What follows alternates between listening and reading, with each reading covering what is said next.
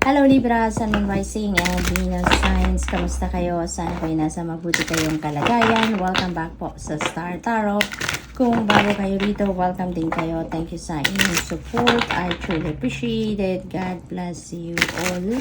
Tignan natin ang mga messages ni Libra. Pauna mensahe po ninyo ay energy of the owl. Ayan. So there are spiritual messages and great wisdom to be found during this period of transition. So marami kayong learnings, marami kayong matututunan, no? Sa ngayon sa mga pagbabago na nagaganap, no? As you move from one place to another, from one thing to another, you know, yung mga changes na to, yung mga transformation na to na mangyayari sa buhay ninyo around this time, maghahatid din ito ng hindi lang magandang pagbabago, kundi maraming kaalaman, no?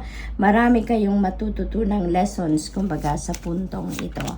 We have key. This is really beautiful kasi sinasabi lang talaga nito na marami talagang pagbabago ang maaaring mangyari sa buhay ninyo because there are new beginnings coming your way. Mayroon talaga kayong mga bagong papasuking chapter sa buhay ninyo ngayon. You are taking different directions or new directions and adventures dito. So, this is really beautiful. We have patience. Ayan. So, slow down, change your attitude and clear your mind. Yan din ang panawagan sa inyo sa ngayon. Ano? Huwag kayong magmadali.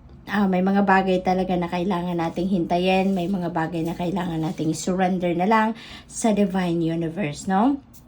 At this time, this is also reminding you na di ba nga may kasabihan na good things come to those who wait. Kaya be patient because kung ano man yung mga bagay na siguro hinihintay ninyo at hindi pa dumadating, hindi pa nagka-come to fruition, it's because the universe is still working on it. The universe is still brewing something, you know, for you na kung ano man ang best para sa'yo. Diba? Lalahanin natin na hindi tayo binibigyan or hindi binibigay sa atin kung ano yung mga gusto natin if that is not for our best interest, okay? Kung ano yung binibigay sa atin, yan ay kakabuti natin, yun ang best para sa atin. Kaya sometimes it really takes time talaga, no? Bago dumating or mangyari yan sa buhay natin. We have keep the faith. Ay magtiwala lang kayo. Huwag kayong mawala ng pag-asa, no? Keep your hope and faith alive lagi. And be patient, okay? Tandaan niyo na kung ano ang best para sa inyo, yun ang ibibigay sa inyo. Kaya sometimes it really takes time for the universe, diba? Na magawa ang lahat-lahat ng yan because the universe is still lining up. Now, people, resources, whatever it is, no, mga bagay na kakailanganin ninyo para maisakatuparan ninyo ang lahat-lahat. Alright? So magtiwala lang kayo. Dadating at dadating yan, no? Everything happens in divine order and timing. Let's always remember that as well.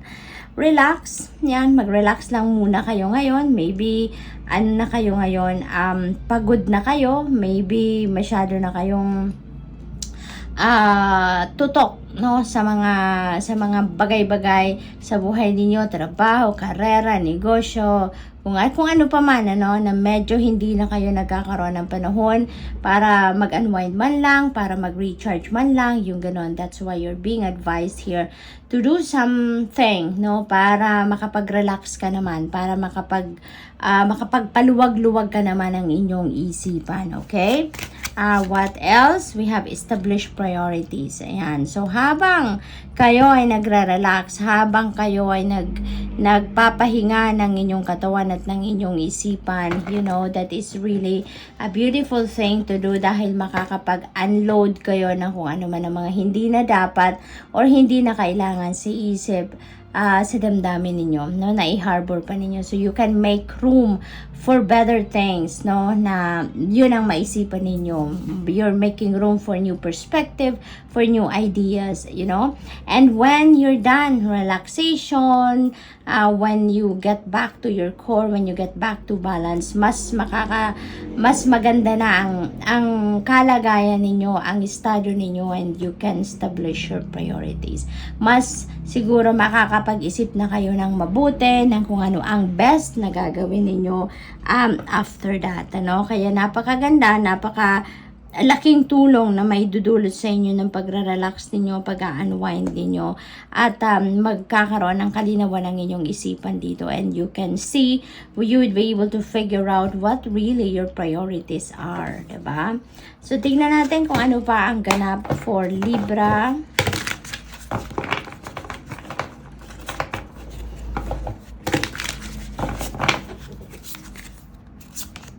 We have Four of Materials. Ayan. So, dito naman sa Four of Materials, this is asking you to manage your money wisely. Okay? Kasi maaaring extremes ang nangyayari dito sa inyo pagdating sa inyong paghawak ng pera. Maaaring ang iba sa inyo dito is sobra-sobra. Over naman yung pagsisave at maybe kahit kailangan ninyong pagkagastusan ay siguro hirap na hirap kayong bitawan ang pera. Posibleng ganon.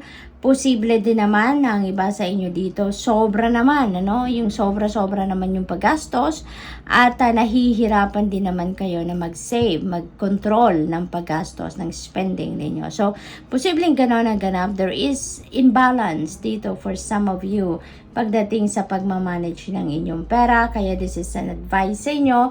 This is a reminder for you na there is a need for you to bring the balance back in your life, lalong-lalo na sa aspeto ng pangkaperahan, no? Kailangan ninyo dito na siguro mag-budget or maging stricto sa pagsunod sa inyong pagbabudget, okay? What else? We have Two of Inspiration. There might be a decision making na kailangan ninyong gawin sa ngayon. This is an important decision that you need to make sa ngayon, at that could be related to finances. That could be related to financial decisions, or siguro sa mga bagay na kailangan ninyong gawin or i-prioritize, dahil meron din tayong priorities energy. So maybe ngayon nag-iisip kayo or kailangan ninyong pag-isipan nun, ano nga ba ang best na unahin ninyo, ano nga ba ang dapat ninyong i-prioritize sa ngayon, ano?